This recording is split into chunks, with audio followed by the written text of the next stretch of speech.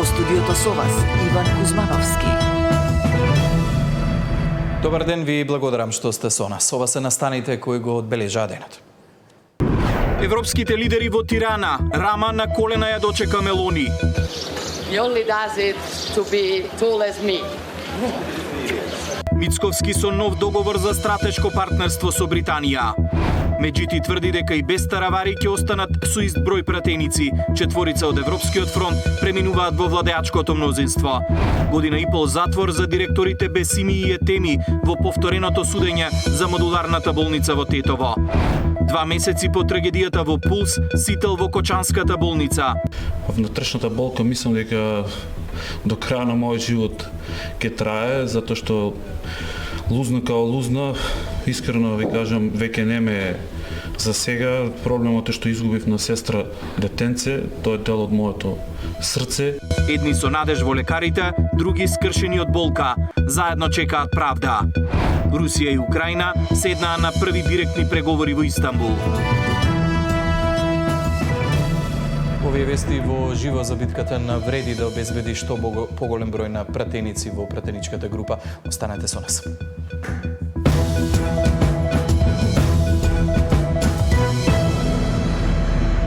Средбата на Европската политичка заедница беше причина европските лидери да се соберат во Тирана. Едни со барање на решение за мир во Украина, други со очекувања за светла европска иднина. Дочекот кој Еди Рама го направи за италијанската колешка Мелони, можеби и најдобро ја отсликува реалноста, како молење на колена за прием во европското семејство. Ивана Соколович најдова ги има деталите.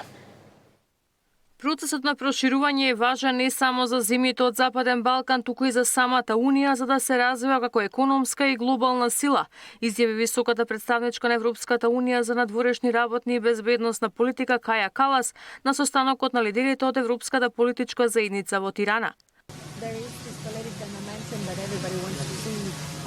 The enlargement process really happening. It's not only necessary for the Western Balkan countries, it's also necessary for the European Union to grow our economical but also geopolitical power. Албанија сепак доби најголеми поволби за сработеното, а премиерот Рама побара да не се зборува само за вооружување, туку да се даде мотивација на младите да градат иднина на европско тло. This was an obvious choice for us because children's dreams are never held hostage by the myths of the past. They are instead about imagining the future. Very similar, by the way, to the dream of Europe's founding fathers. And you have landed at a particularly poignant moment in this country, where we have learned to view the past through the eyes of the future, and no longer to look at the future through the eyes of the past. За председателот на Европскиот совет важно е партнерството меѓу Унијата и сојузниците во бројните безбедносни предизвици. I want to tell you today that the European Union is ready to play its full part in this new Europe, in the new world, working closely with all our European partners. The EU will remain a reliable partner, a predictable partner in European integration, in economic and energy cooperation, in security and defense, in protecting our climate. Во Тирана и премиерот Мицковски, кој пред заменувањето на состанокот најави дека ќе ми представи состојбата со билатералните спорови како пречка за нашите интеграции. На самитот во Тирана присутни се 47 лидери од целиот континент, а албанскиот премиер Рама 2 часа ги пречекуваше гостите. Сепак посебен третман и приреди на италијанската колешка Мелони, клекна на колена и посека добре дојде.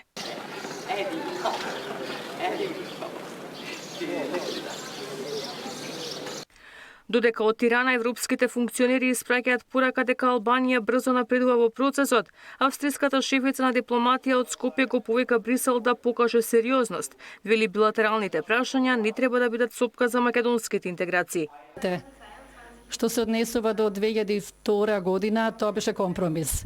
Ми се чини дека тука може да има различни мислења, дали беше тоа среќно или несреќно решение, меѓутоа тој компромис беше даден тогаш, тоа е факт и тоа мора да се реализира. Да, ние разговаравме за тоа, билатералните теми да останат билатерални, а да не се поставуваат како камења на сопнување. Во фокусот на состанокот на Европската политичка заедница е состојбата со Украина и руската агресија, безбедноста во Европа, економијата, миграцијата и младите. Ивана Соколич најдова, Сител телевизија.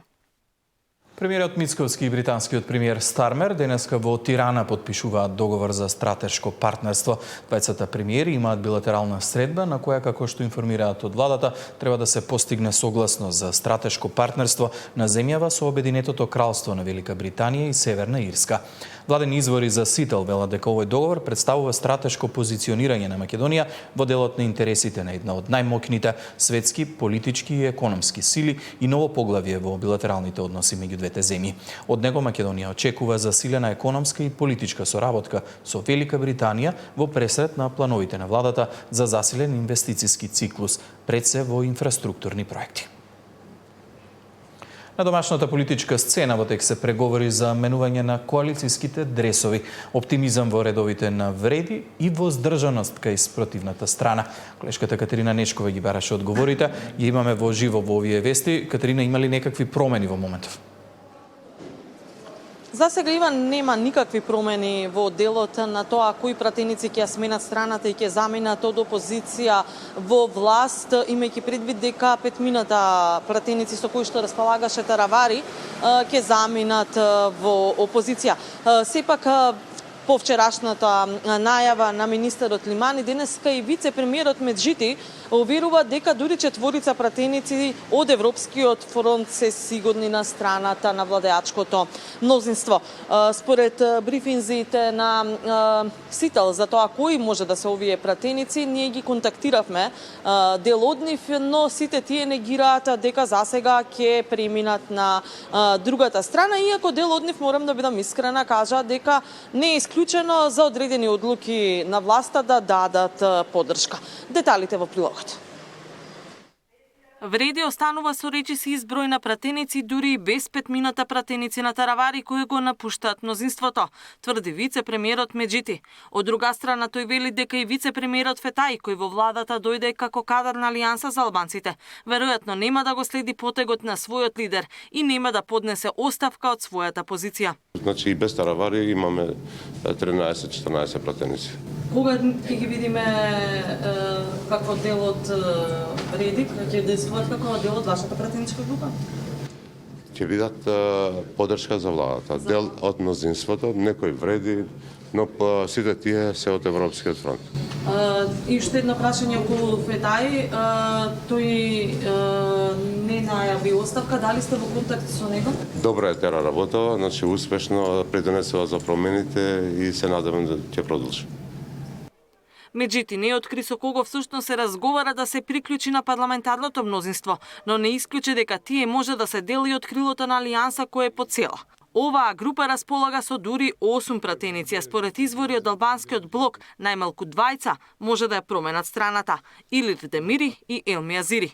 Неофицијално на групата можно е да се приклучат и пратеници од турската етничка заедница, Бејџан Илјас и Сали Мурат. Дел од овие пратеници што ги контактиравме велат дека немало разговори, но не исклучуваат дека можно е да дадат поддршка на мнозинството за одредени одлуки. Демири пак потврди дека има понуда, но засега не менува страна. Вреди вчера на собранискиот спикер Гаши му испрати список со 9 пратеници од Демократско движење без алтернатива и независниот Ќоку како нова пратеничка група на партијата Вреди наместо на досегашната коалиција. Досегашниот координатор на Вреди Снопче, кој од Алијанса пак го спори списокот како недоловнички, но вели дека и тие идната недела ќе направат своја пратеничка група. Предходно и премиерот Мицковски уверуваше дека мнозинството е стабилно и брои речиси 2/3 од парламентот, дури и без Таравари. Кадровските решенија или евентуалните ротации во владиниот кабинет поради напуштањето на Таравари ги најави за наредната недела. Катерина Нешкова, Сител телевизија. Година и пол затвор за директорите Бесими и Етеми во повтореното судење за модуларната болница во Тетово. 2 месеци по трагедијата во Пулс, Сител во Кочанската болница. Внутрешната болка мислам дека до краја на мојот живот ќе трае, затоа што лузна као лузна, искрено ви кажам, веќе неме за сега. Проблемот е што изгубив на сестра детенце, тоа е дел од моето срце. Едни со надеж во лекарите, други скршени од болка. Заедно чекаат правда.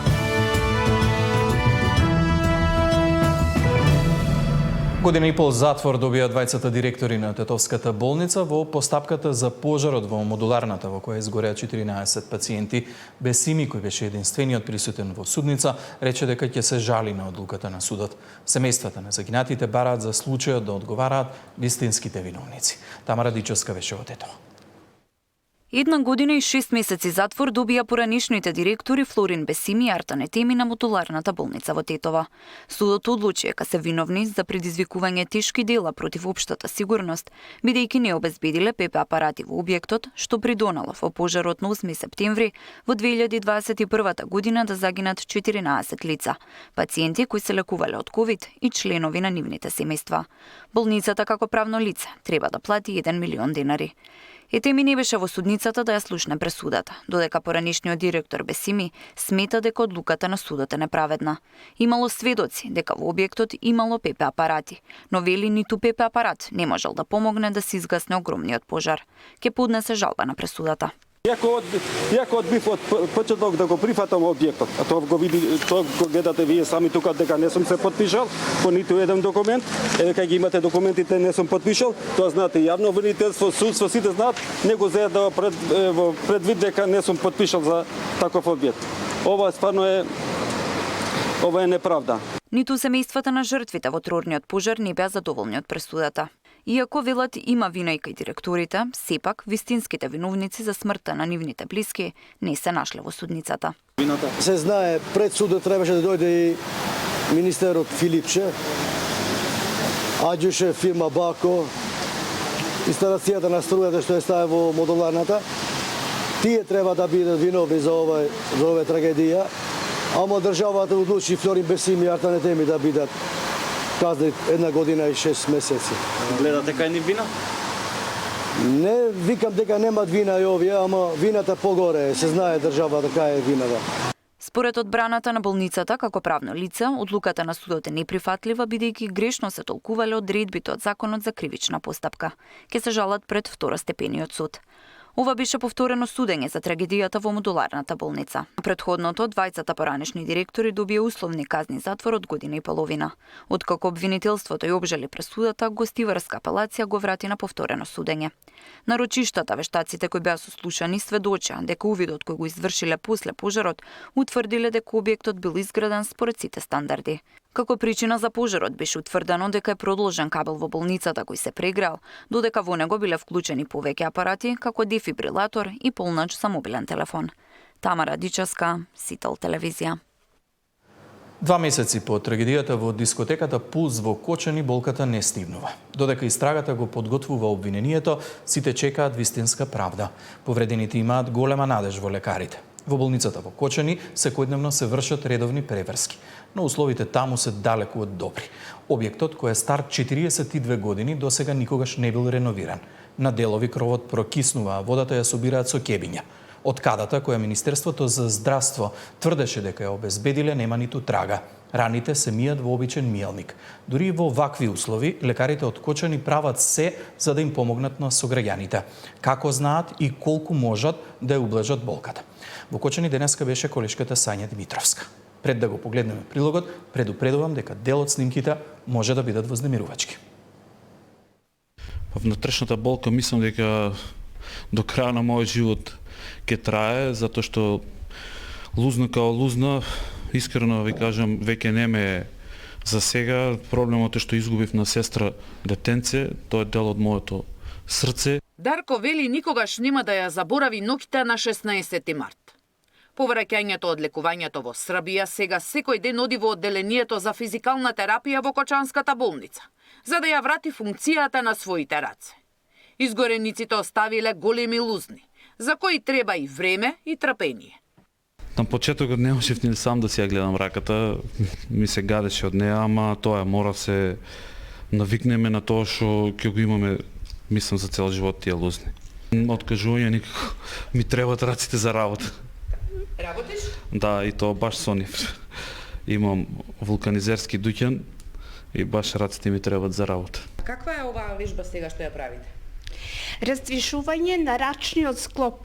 Пациентите Повеќето од нив се дојдени веќе со контрактури поради долговремена имобилизација, не движење на раката, па затоа мораме сега да ги раздвижиме и вршиме екстензија и флексија на рачен зглоб. Дарко на терапија оди заедно со 28-годишниот Благој Манев, кај кој физиотерапевтите ги прават истите вежби поради изгорениците на рацете. Па од почетокот до сега голем напредок. Секојдневно на почетокот идев на вежби, сега преку еден ден има забележителен напредок. Ке се бориме да биде секој што треба. И ќе биде. Освен Дарко и Благој, во моментот околу 40 пациенти кои беа повредени во пожарот одат на рехабилитација во болницата. Дали медицинските тимови можат да го издржат темпото на работа и секој да биде третиран како што треба? Бројката ќе се зголемува, што значи ќе имаме потреба од зголемен број на тимови, на терапевти и физијатри, кои што ќе се грижат за пациентите, бидејќи оваа грижа ќе трае долго. Формирањето на лузните ќе трае околу 18 до 24 месеци, што значи ово е најкритичен период во кој што пациентите треба да добијат соодветна грижа. Пациентите немаат поплаки за медицинскиот кадар за кој вела дека дава на човечки напори. Но прашањата се зошто оваа болница да нема соодветни услови како што заслужува. Зошто во импровизирана када ги миеле и оние со посериозни рани. Наместо во специјална када, во овој мијалник биле измивани пациенти со изгореници кои што треба да го продолжат својот рехабилитацијски третман во Кочанската болница. Добри услови, значи ни требаат соби за изолација опремени комплетно, каде што би биле тие преврски на тие пациенти кои што не се сомнителни за инфекции, со веќе докажани инфекции. Меѓутоа, заради тие услови, значи, пак ќе спомнам, тука ни е клиника за пластична хирургија, колегите доаѓа и тука, значи се организираше тука една поголема акција со PRP, тоа е со третман со плазма, кој што се зема од самите пациенти. Со децении никој не заковал ни шајка во болницата, а има делови каде прокиснува од кровот. Ова болница е пуштена во раните 80-ти години и од тогаш воопшто не е реновирано.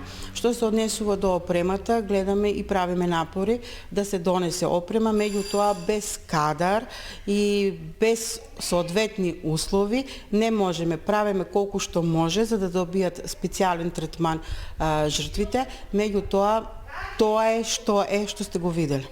И Дарко, и Благо, и многуте повредени ќе имаат проблеми летото кога ќе треба да се кријат дома. На нас од Белград ни кажа докторите дека сабале до 10 смееме и после 6 поручок смееме да излаваме, на сонце никако, аутан да користиме никако и нашиот период иде уште потешок и потешок да може да го издржиме. Да, точно така. Кочен има, мислам дека највише комарци. Повредените добиваат насоки како да прават вежби и во домашни услови.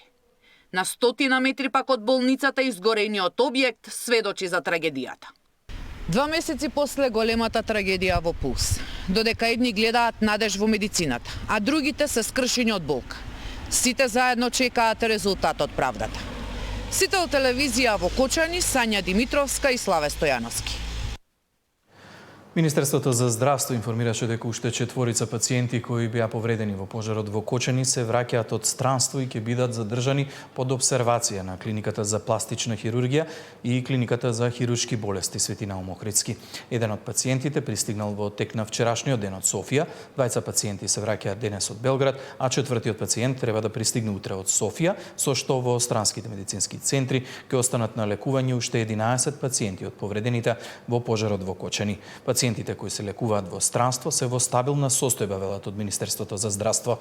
Специјалисти од клиниката за пластична хирургија повеќе пати во неделата редовно одат во општата болница Кочани и вршат преглед, преврски и тријажа на повредените пациенти, а воедно и специјалисти по физикална медицина и специјалисти од психијатрија се вклучени во третманот на лицата со изгореници, тврдат во информацијата испратена од Министерството за здравство и велат дека континуирано е следат состојбата со повредените со цел обезбедување најдобар можен третман, како и на тамошна рехабилитација. Трагедијата во Кочани е сериозен тест на македонскиот правосуден систем, сметаат правните експерти. Велат ова е последната шанса судството да покаже дека знае и може да донесе вистинска правда, базирана на факти и докази. Универзитетскиот професор Борче Давидковски предлага да се водат одделни процеси за исходот да биде брз и ефикасен. Јас мислам дека мора да се поделат обвинетите и во зависност од кое дело го сториле, така и да се одвива судењето со цел да биде ефикасно и брзо да се донесе решение. Инаку не тоа ќе се разлече 50 обвинети и еден адвокат да не дојде па ќе се одлага и знаете наше више како судската пракса како и сме имале стотици вакви големи случаи. Ова е можеби јас би кажал последна шанса правосудниот систем да испорача правда, која што ќе биде навистина правична, заснована на факти, на докази, засновани на законските решенија во Македонија. Носењето на бирократски закони во интерес на одредени лоби групи, различното тумачење на законите, неусогласеноста на судската пракса доведе до еден феномен, наместо одговорност да имаме неодговорност. Граѓанската иницијатива Кој е следен денеска го одбележа вториот месец од пожарот со 62 жртви во кочанската дискотека Пулс со герила акција пред јавното обвинителство во Скопје. Пред обвинителството поставија транспарент на кој се испишени имињата на жртвите од повеќе несреќи во Македонија, а во вид на човечка силуета оставен простор за поминување. Од иницијативата најавија дека утре ќе одат во Кочани за поддршка на маршот на ангелите. Во овие 2 месеци хуманоста исчезна. Политичарите се впуштија во препукувања, пратеници си земаа одмор, а медиумите на системот направија се за да ги демонизираат оние кои бараат правда. Семејствата на загинатите и повредените беа оставени сами. Во предградките на тишината, во предградките на заборавот, системот секојдневно не повикуваше да не зборуваме. Целите сили ги насочуваме кон тоа да ги поддржиме родителите, бидејќи не смее да дозволиме да бидат сами на улиците. Мислам, беше според мене трагично тоа што кога дојдоа тука по кафичите сите луѓе само си седеа како ништо да не се случува, страшно вознемирувачки. Јавното обвинителство со нов доказ кој го изведе денеска во судот сака да докаже дека обвинетите планирале да ја убијат Вања Ѓорчевска уште на 24 ноември 2023 кога направиле прв неуспешен обид да ја грабнат. Палевски денеска кажа дека се работи за невешто местење со спорни докази за 2 тешки убиства кои, како што рече, тој не ги сторил. Судењето е на крајот од постапката. Обвинетите за двојното убиство на 14-годишната Вања Ѓорчевска и Панче Жежовски не планирале само да ја киднапираат Вања, туку и да ја убијат уште на 24 ноември, кога имале неуспешен обид за киднапирање. Ова го тврдеше обвинителството на денешното рочиште во судот, приложувајќи видео докази. На снимките се гледа како обвинетите Велибор Манев и Боре Видевски се во дворот на Панче Жежовски со лопати во рацете, пошто со автомобилот заминуваат кон Велес. Обвинителството тврди, од првиот момент планирале да ја убијат Вања.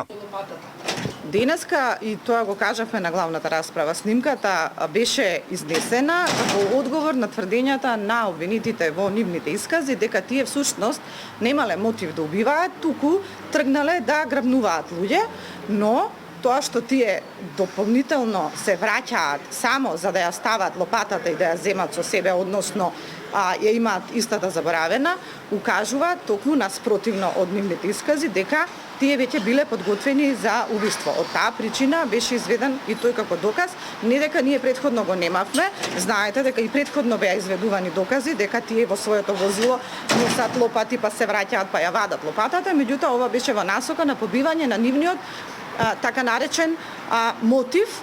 Првообвинетиот во случајот Љупчо Палевски Палчо пак тврди дека обвинителството сака да го намести со сомнителни докази. Обвинителството денеска приложи и други докази. Еден од нив е чаурата пронајдена во Велешко заедно со телото на Жежовски. Меѓутоа, обвинителите не можеле да утврдат дали чаурата е испукана од пиштолот на Боре Видевски, бидејќи, иако легален, МВР немал податоци за конкретниот пиштол.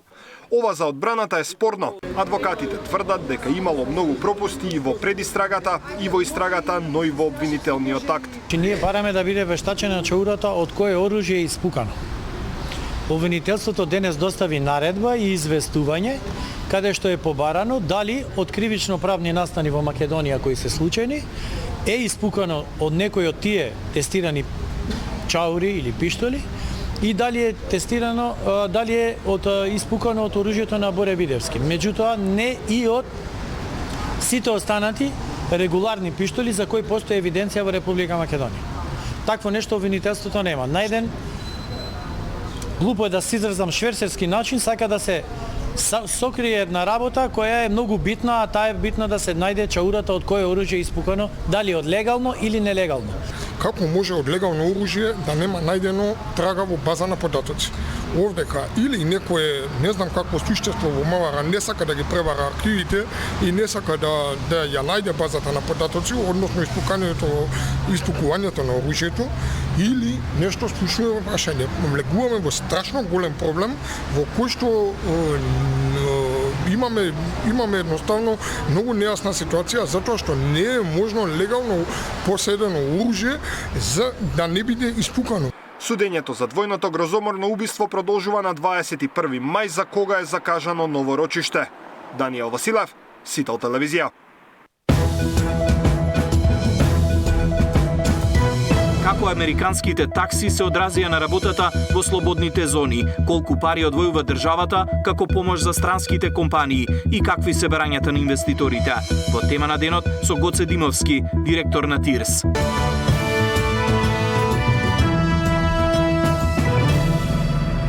Без успех завршија првите директни